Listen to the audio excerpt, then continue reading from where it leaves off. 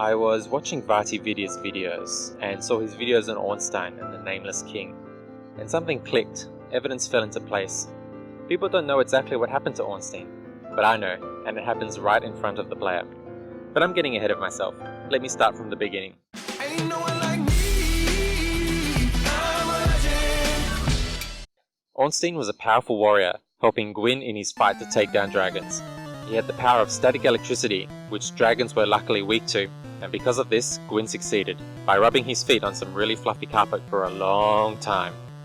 After the victory, Ornstein was teamed up with Smo, an executioner who was also a fan of Silence of the Lambs starring Jodie Foster and Anthony Hopkins, where they were in charge of protecting a large lady, a cushy job to be sure, but Ornstein was upset. Smo was his opposite, lowly and without integrity. As captain of the guard with a lot of respect, being paired with him was a slight upon his name. When Smo was eating his Kentucky Fried human being, he was like to Ornstein, "Want a piece?" And Ornstein was like, and then Smo was like, "Who stuck that crystal spear up your bum?" And then Ornstein was like, "Smo, more like obese." And so Smo, likely to be at increased risk of cardiovascular disease because his BMI is clearly above 30, grew to dislike his compatriot. And as time passed, the gods were like, "You were protecting a couple of ghosties the whole time. Goddie!" And Ornstein was like, "Fuck this shit," and so he left his post. But for whom did he seek? The answer can only be found in every single YouTube video. He sought out Gwyn's elder son, who switched over to the dragon side during the war, and whose name Gwyn had struck from the history books. If you don't believe me, take a look at this evidence that I've written down as text on your screen. In this fight with the Nameless One, when you start fighting this guy, as you can clearly see, he is standing on his leggies. Later on in the fight, he calls a dragon, one with a long snoot that you must boop, and the power of lightning as well, the element that dragons are most weak to.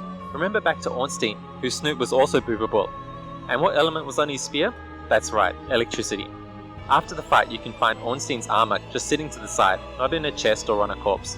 That is because Ornstein discarded his armor here, with no pomp or circumstance. He was done with it. But why? Well, if you look around the level, you can see evidence of humans, or undead, transitioning physically into dragons. Ornstein too was undergoing this process.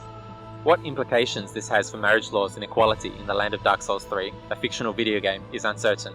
But what is clear to me is that Ornstein, pissed off by being paired with s'mores, went to the dragon side, and then, looking at the Nameless One, transitioned to a dragon and was like, "Ride me!" So what did happen to Ornstein? Did he live? Absolutely fucking not, and you should know why. You killed him in Dark Souls 1, and you killed him again in Dark Souls 2. And then you just had to do that optional content in Dark Souls 3 and kill him when he was a literal dragon, which must count as some kind of trans-draconian hate crime. Dark Souls is a series where events are doomed to repeat themselves, and indeed you, as the player, did very much the same. I hope you are happy with yourself.